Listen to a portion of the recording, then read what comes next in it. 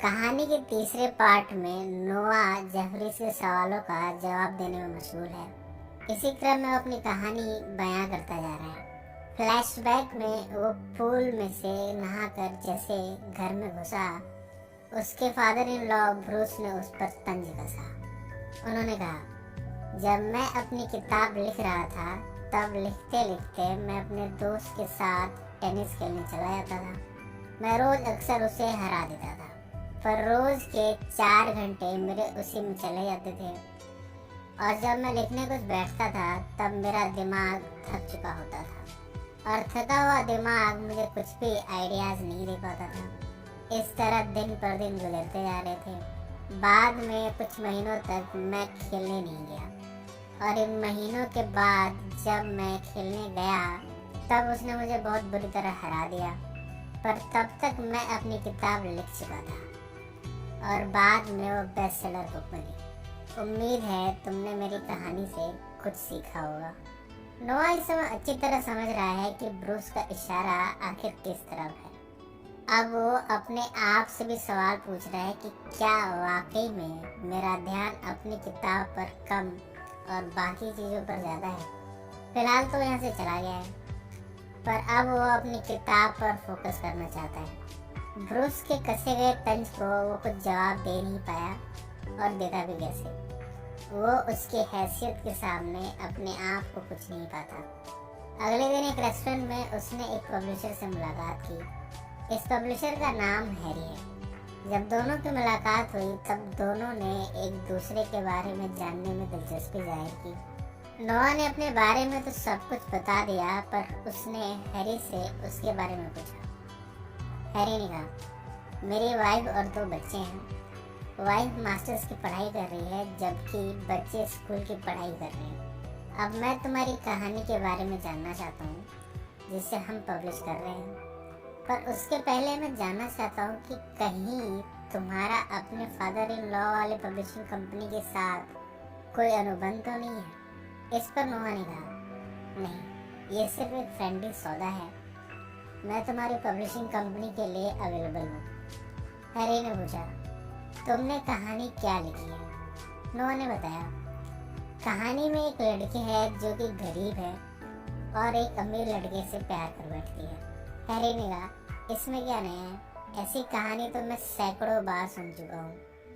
नोआ ने कहा, पर दोनों ही पहले से शादीशुदा हैं। इस पर हैरी ने जवाब दिया, ठीक है, पर कहानी में नयापन कुछ भी नहीं है। नोआ ने कहा, बाद में अमीर लड़का ही उस लड़की का खून कर देता है। इस पर हैरी ने कहा, हाँ, अब कुछ नया लगा। ओके, पर वो मारता क्यों है? नोआ ने जवाब दिया, इसके बारे में अभी कुछ लिखा नहीं है, पर बहुत जल्द मैं कहानी के साथ तुमसे मिलूंगा। हैरी ने जाते हुए कहा, अपनी कहानी के कुछ पन्ने मुझे भी भेज देना। इसके बाद इनकी मुलाकात खत्म हो गई। अब नोआ पहुंचा है मॉन्टॉक लाइब्रेरी। यहाँ जब वो कुछ किताबों के कलेक्शन देख रहा था तभी यहाँ एलिसन का आना हुआ। दोनों ने एक दूसरे को हाय किया। इसके बाद दोनों लाइब्रेरी के बाहर खुली हवा में चले गए। यहाँ नोआ ने कहा, मैं तुमसे ना मिलने की कोशिशें करता रहता हूँ, तुम्हें भूल जाना चाहता हूँ, पर मुसीबत यह है कि जितना मैं तुम्हें नहीं सोचना चाहता उतना ही तुम्हारे ख्यालों में डूबता जाता हूँ। जब मैं हेलन के साथ होता हूँ तब भी तुम्हें सोचता हूँ। एलिसन ने कहा, मैं तुम्हारी मुश्किल समझ सकती हूँ, पर आगे क्या करना है? नोआ ने इस पर जवाब दिया, क्यों ना हम दोस्त रहें। इस तरह हम साथ भी रहेंगे और कोई प्रॉब्लम भी क्रिएट नहीं होगी। एलिसन फिलहाल इसकी हमें भर के जाने लगी। नोआ ने उससे पूछा, क्या मैं अपने दोस्त के साथ आ सकता हूँ? एलिसन ने इस पर स्माइल दी और दोनों निकल पड़े एक साथ। अभी वो पहुंची है उसी शिप पर जहाँ वो मछलियाँ लेकर अपने रेस्टोरेंट के लिए जाती है। यहाँ उसने विल से नोआ की मुलाकात कराई। कोल का भाई स्कॉटी भी यहाँ पहुँच गया। उसकी मौजूदगी एलिसन को अच्छी नहीं लगी। थोड़ी देर में स्कॉटी यहाँ से चला गया। कोल के फैमिली से जुड़े किसी भी शख्स को देखकर न जाने एलिसन को क्या हो जाता है। इस बार भी उसका मूड ऑफ हो गया है और वो गुस्से में यहाँ से जाने लगी। नोआ पीछे पीछे उसे मनाने के लिए पहुंचा। जब दोनों एक कॉर्नर में पहुंचे तब एलिसन उसके करीब आकर उसे किस करने लगी, पर नोआ ने उसे रोका और कहा, मैंने पहले ही इन सब के बारे में मना किया था, हम फिर से अपने वादे से मुकर रहे हैं। उसके बाद एलिसन यहाँ से चली गई। अगली सुबह जब नोआ नाश्ते की टेबल पर बैठा था तब उसकी मदर इन लॉ भी सभी के साथ बैठी थी। अक्सर वो भी नोआ को उसकी हैसियत याद दिला देती हैं। आज दोनों में बहसबाजी हो गई। नोआ ने बातों बातों में बताया, मैं पैसों को ज़्यादा तवज्जो नहीं देता। इस पर उसकी मदर इन लॉ ने कहा, तभी तो तुम्हारे बच्चों के स्कूल की फीस हमें भरनी पड़ती है। हेलेन ने देखा कि मामला गर्म हो रहा है। उसने दोनों को शांत करने की कोशिश की। नोआ की परेशानी ये है कि उसे एक तो वैसे ही बिखरा हुआ परिवार मिला था, यहाँ भी अक्सर वो अपने आप को अलग थलग पाता है। इन कमियों में जब वो एलिसन से मिलता है तब उसे कुछ राहत सी मिलती है। उसे समझ नहीं आ रहा कि ये सिर्फ अट्रैक्शन है या फिर उसकी कंप्लीट होने की चाह। शाम को जब वो बाहर टहल रहा था तब उसने एलिसन को कोल के साथ टहलते हुए देखा। इतने में ऑस्कर यहाँ पहुंच गया। दरअसल फिलहाल नोआ ऑस्कर के रेस्टोरेंट के करीब टहल रहा था। ऑस्कर ने उसे छेड़ते हुए कहा, तो तुम्हारी प्रेमिका किसी और के साथ घूम रही है और तुम्हें अच्छा नहीं लग रहा। नोआ ने इस बात से साफ साफ इनकार कर दिया और कहा, तुम्हें कुछ गलत फहमी हुई है। ऑस्कर ने कहा, हाँ भाई, मुझे गलत फहमी हुई होगी। ऐसा कहकर वो यहाँ से जाने लगा। थोड़ी देर बाद एलिसन नोआ के पास आई। वो कोल को उसकी कार में बैठाकर वापस रेस्टोरेंट की तरफ आ रही है। उसने नोआ को देखकर उसे हाय किया। दोनों टहलते हुए यहाँ से जाने लगे। नोआ ने कहा, मैं तुम्हें कुछ बताना चाहता हूँ। एलिसन ने बड़ी उत्सुकता से उसकी तरफ देखा। नोआ ने कहना जारी रखा, मैं तुम्हें चाह कर भी अपने दिलो दिमाग से निकाल नहीं पा रहा। इस पर एलिसन ने कहा, ये तो अच्छी बात है। नोआ ने उसकी बात को काटते हुए कहा, नहीं, ये अच्छी बात नहीं है, ये बहुत खतरनाक बात है। तुम्हें पता है मेरी पूरी फैमिली, पूरा करियर, सब कुछ बर्बाद हो सकता है। इतने में एलिसन उसके करीब आ गई और उसे किस करने लगी। अब धीरे धीरे नोआ भी अपने होश खोने लगा था। फिर उसने अपने आप को संभाला और एलिसन से हाथ छुड़ाकर अपने घर की तरफ चला गया। वो डिटेक्टिव को अपनी कहानी बयां करते हुए कहता है, मैं अब डरते डरते थक चुका था। मैं अपने बारे में सब कुछ सच सच हेलन और अपने बच्चों को बताना चाहता था। इसी इरादे से मैं घर के अंदर पहुंचा। यहाँ सभी खुशी खुशी टीवी देख रहे थे। ऐसे में मेरी हिम्मत ही नहीं हुई। इन सब की खुशियों पर पानी फेरने में भला मुझे क्या मजा आता।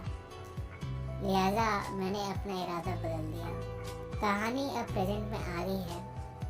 नोआ जेफरी से कहता है, मैं तुम्हें इस कस्बे की सच्चाई बताना चाहता हूँ। इस कस्बे में शताब्दियों से शत्रुता चली आ रही है हॉगिस और लॉकहार्ट के बीच। इन सब के बारे में मैंने अपनी किताब में बयां किया है। तुम मेरी किताब पढ़ो, सब पता चल जाएगा। डिटेक्टिव ने कहा, जरूर पढ़ूंगा। नोआ ने कहा, मैंने अपनी बीवी से कहा था कि खाने के वक्त तक जरूर आ जाऊंगा। वो खाने के टेबल पर मेरा इंतजार कर रही होगी। अब मुझे जाने दो। डिटेक्टिव जेफरीज ने कहा, बस थोड़ी देर और रुक जाओ मेरे साथ। इस पर नोआ यहाँ रुक गया है। अब कहानी का दूसरा भाग, जिसमें एलिसन अपनी कहानी बयां करती है। वो एफएम पर गाने सुनते हुए अपने होठों पर लिपस्टिक लगा रही है। आज वो काफी खुश दिख रही है।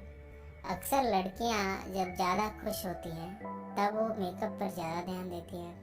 खुशी में वो छत पर पहुंची और कपड़े जो सूख चुके हैं उन्हें उतारने लगी। इसके बाद कोल यहाँ आ गया। वो उसके करीब गई और कहा, मैं अब ऑस्कर के यहाँ से जॉब छोड़ने का मन बना चुकी हूँ। दूसरी जॉब के लिए जा रही हूँ, पर फिक्र मत करो, मैं शाम को टाउन हॉल के प्रोग्राम तक पहुँच जाऊँगी। इसके बाद एलिसन यहाँ से चली गई। अब वो पहुंची है उस हॉस्पिटल में जहां वो पहले नर्स थी। यहाँ के स्टाफ से मिली और सभी ने उसे देखकर उसका वेलकम किया और खुशी से उससे गले से लगाया। यहाँ उसने कैसेंड्रा से मुलाकात की। फिलहाल कैसेंड्रा उसे किसी भी तरह की नौकरी नहीं देना चाहती। पर एलिसन ने कहा, मुझे कोई भी शिफ्ट चलेगी, ऐसी शिफ्ट भी जो कोई नहीं लेना चाहता। मैं किसी भी शिफ्ट में काम करने को तैयार हूँ। एक बार कैसेंड्रा ने पूछा, क्या तुम शिशु विभाग में वापस आना चाहोगी? एलिसन ने कहा, अगर और कोई विभाग मिल जाए जैसे कि सर्जिकल, मैं उसके लिए क्लासेस भी लेने को तैयार हूँ। कैसेंड्रा ने अपने कंप्यूटर में चेक किया और कहा, इस समय सर्जिकल में तो कोई पोजीशन नहीं है, पर ऑक्समिक नर्स की जगह खाली है, पर इसमें शिशु विभाग भी देखना पड़ेगा। एलिसन ने कहा, मैं इस पोजीशन के लिए तैयार हूँ। कैसेंड्रा ने इस पर खुशी जाहिर की और उसे उसके काम की जगह दिखाने लगी। बाद में वो अपने काम के सिलसिले में चली गई, पर एलिसन को अकेला छोड़ गई। यहाँ एक औरत अपने बच्चे के साथ बैठी है। इस बच्चे की तबीयत खराब है। जिस तरह से वो माँ अपने बच्चे की देखभाल कर रही है, उसे देखकर एलिसन अपने आप को इमोशनल होने से न रोक सकी। वो सोच रही है, अगर गैब्रियल होता तो भी इतना ही बड़ा हो गया होता। इतने में कैसेंड्रा यहाँ आ गई और इस बच्चे को ट्रीटमेंट के लिए रूम में ले गई। उसे अपना आईडी कार्ड देकर एलिसन को कैफेटेरिया में जाने को कहा, पर वो कार्ड को स्वैप करके दूसरे रूम में गई और वहाँ कुछ दवाइयाँ और साथ ही कुछ फर्स्ट एड किट की दवाइयाँ चुरा कर बैग में रख लिया। कैसेंड्रा का आईडी कार्ड एक टेबल पर रखकर वो यहाँ से चलती बनी। अब वो पहुंची है समंदर के किनारे। कुछ छोटे छोटे पत्थर जो उसे पसंद आ रहे हैं, उन्हें वो अपने बैग में रखती जा रही है। इसके बाद प्रेजेंट में वो डिटेक्टिव से पूछती है, क्या तुम्हारा कोई सीक्रेट है डिटेक्टिव, ऐसा जो तुम खुद को भी ना बताना चाहो? यहाँ वो अपने पैर के एक हिस्से पर लगे चोट पर मरहम पट्टी कर रही है और स्प्रे से छिड़कती जा रही है। ये सारी दवाइयाँ उसने हॉस्पिटल से चुराई थी। इसके बाद वो वापस ऑस्कर के रेस्टोरेंट में पहुंची है अपने काम पर। यहाँ ऑस्कर ने उसे कहा, तुम्हें ढूंढते हुए कोई यहाँ पर आया था, पर मुझे नहीं पता कि वो कौन था। इस पर एलिसन को थोड़ी हैरानी हुई। इसके बाद वो पहुंचे रेस्टोरेंट के उस हिस्से में जहाँ गेस्ट अपने लेटर छोड़ जाते हैं किसी के लिए भी। एलिसन के नाम पर एक खत है। उसने इसे खोला। इसमें लिखा है, मुझे किसी काम में तुम्हारी मदद चाहिए, मुझे फोन करो। इस खत के अंत में लिखा है एन, यानी ये खत किसी एन नाम के शख्स ने लिखा है या फिर उसका नाम एन से शुरू होता है। इसमें कॉन्टैक्ट नंबर भी मेंशन है। इसके बाद एक टेबल पर बैठी एलिसन अपने काम को निपटा रही थी कि ऑस्कर अपने मैप के साथ यहाँ पहुंचा। उसने कहा, मैंने बगल वाले प्लॉट के लिए नक्शा पास करा लिया है। इसमें बॉलिंग एली भी होगी। मैंने सब कुछ प्लान कर लिया है और लोन भी मंजूर हो गया है। ठंड आने से पहले मैं इसमें खुदाई का काम कराना चाहता हूँ। एलिसन ने कहा, ऑस्कर, कोई भी यहाँ बॉलिंग एली नहीं चाहता, तुम्हें बहुत दिक्कत का सामना करना पड़ेगा। इस पर ऑस्कर ने जवाब दिया, तुम इन सब की फिक्र मत करो। एलिसन को इन सब चीज़ों से कुछ खास फर्क नहीं पड़ता। वो फिलहाल अपनी ही कहानी में उलझी हुई है। वो आज जल्दी जाना चाहती है, पर जाने से पहले ऑस्कर ने उसे कहा, शाम को टाउन हॉल के कार्यक्रम में ज़रूर आ जाना। यहाँ एक राज से खुलासा होता है। ऑस्कर का पूरा नाम है ऑस्कर हॉचिस, यानी नोआ जेफरी से जिस सदियों पुरानी चली आ रही लड़ाई की बात कर रहा था, वो ऑस्कर और कोल की खानदानी लड़ाई की बात थी। कोल ने भी एलिसन को टाउन हॉल में बुलाया था और अब ऑस्कर भी उसे बुला रहा है। इसका मतलब आज शाम को टाउन हॉल में ज़रूर कुछ हंगामा होने वाला है। फिलहाल एलिसन पहुंची है मॉन्टॉक लाइब्रेरी। यहाँ उसकी मुलाकात नोआ से हुई है। जैसा कि नोआ ने भी अपनी कहानी में बताया था, पर एलिसन की कहानी में मुलाकात कुछ अलग तरीके से हुई है। नोआ तो एक टेबल पर बैठा है, अपनी किताब को लिखने में डूबा हुआ है। एलिसन अचानक से उसे देखकर जाने लगी कि तभी नोआ की नज़र उसकी तरफ चली गई। उसने उसे हाय किया और इस तरह एलिसन उसके पास चली आई। यहाँ दोनों बैठकर बातें करने लगे। इस लाइब्रेरी की एक किताब को एलिसन ने दिखाते हुए कहा, इस तस्वीर में मेरे दादाजी हैं। उस समय वो 25 से 26 साल के रहे होंगे। वो मछुआरे थे। इसके बाद दोनों उस जगह पर पहुंचे जहां ये तस्वीर खींची गई थी। एलिसन ने बताया, बाद में बड़ी बड़ी इंडस्ट्रीज लग गई थी यहाँ। मछलियाँ कुछ तो मर गई, कुछ यहाँ से चली गई, इसलिए मछुआरों का काम खत्म हो गया। ये कहानी सुनकर नोआ बड़ा अजीब सा महसूस कर रहा है। बाद में दोनों बेहद करीब आ गए और एक दूसरे को किस करने लगे। इसके बाद एलिसन ने उसे रोका और कहा, यहाँ मेरा घर है, मैं यहाँ बदनाम नहीं होना चाहती, इसलिए हमें कुछ दूरी बनाकर रखनी चाहिए। इसके बाद दोनों ने एक दूसरे को बाय किया। एलिसन उसे टाउन हॉल आने की रिक्वेस्ट की थी। नोआ ने भी आने का वादा किया है। इसके बाद शाम हो गई है और अब एलिसन पहुंची है उस टाउन हॉल में जहां कोल भी आया हुआ है, ऑस्कर भी है। यहाँ ऑस्कर सबके सामने अनाउंस करते हुए कहता है, जैसा कि आप सबको मालूम है, मेरा डिज़ाइन और लोन मंजूर हो गया है, ब्लूप्रिंट बन चुका है, बस परमिट का इंतज़ार है, फिर खुदाई शुरू हो जाएगी। यहाँ मौजूद इन्वेस्टर्स भी इस प्रोजेक्ट में इंटरेस्टेड हैं, उन्होंने भी हामी भर दी है। इन सब के साथ ही यहाँ मौजूद लोगों ने भी ऑस्कर के इस प्रोजेक्ट की तारीफ की। सबका ये सोचना है कि इस प्रोजेक्ट से इस इलाके में डेवलपमेंट होगी, बहुतों को एम्प्लॉयमेंट मिलेगी। इतने में एक महिला यहाँ उठ खड़ी हुई। उसने कहा, पहले से यहाँ के चौराहे पर भीड़ लगती है, अब और ट्रैफिक होगा, इसके बारे में आपने क्या सोचा है? ऑस्कर ने कहा, हम इसके बारे में भी सोचेंगे। दरअसल ये पूरा मामला कुछ यूँ है, इस जमीन पर ऑस्कर की खानदानी नजर थी। अब ऑस्कर अपने पूर्वजों का सपना इस प्रोजेक्ट के तहत पूरा करना चाहता है। वो यहाँ एंटरटेनमेंट सेंटर खोलने का सोच रहा है। इसके लिए सारी फॉर्मेलिटीज पूरी हो चुकी हैं, मामला बस बॉलिंग एली को लेकर है। इतने में कोल उठ खड़ा हुआ। उसकी खुद की नज़र इस जमीन पर है, उसको तो विरोध ही करना है। उसने कहा, तो तुम यहाँ पर बार खोलना चाहते हो? ऑस्कर ने कहा, वो बार नहीं बल्कि मनोरंजन केंद्र होगा, तुमने शायद पेपर्स ठीक से नहीं देखे। कोल ने इसका जवाब दिया, जब मैं छोटा था तब अपने पिता के साथ यहाँ घूमने आता था। यहाँ आकर अलग से शांति महसूस होती थी। आज भी अनेकों लोग शांति के कुछ पल बिताने यहाँ आते हैं, शहर की तनाव भरी जिंदगी से निजात पाने के लिए। और सबसे इम्पोर्टेंट, मेरे बेटे गैब्रियल की कब्र भी यही है। और तुम यहाँ बॉलिंग सेंटर बनाकर लोगों की भीड़ जमा करना चाहते हो। कितने बेशर्म हो तुम, पैसों के पीछे पागल हो गए हो और भोले भाले लोगों को गुमराह कर रहे हो। ऑस्कर ने कहा, कोल, इसे गुमराह करना नहीं बल्कि प्रगति करना कहते हैं। कोल ने लोगों की तरफ अपना मुंह करके कहा, ऑस्कर का ये प्रोजेक्ट हम सबको ले डूबेगा। वो सिर्फ डॉलर्स कमाने के लिए हमें बहला रहा है। उसे प्रगति से कोई लेना देना नहीं है, उसे तो बस अपना फायदा दिख रहा है। मेरी 7 पीढ़ियाँ यहाँ से हैं, मेरी बीवी भी यहीं पैदा हुई, मेरा बेटा जो कि यहीं पर दफन है। तुम उन यादों के बदले मुझे एक बॉलिंग सेंटर देने जा रहे हो, यह हमें कतई मंजूर नहीं। ये हमारे लिए पवित्र भूमि है। जब कोल ये सब कह रहा था तब एलिसन उसकी बातों को सुनते जा रही थी। वो इस समय तो कुछ नहीं बोली, पर उसके अंदर का गुस्सा उफान पर था।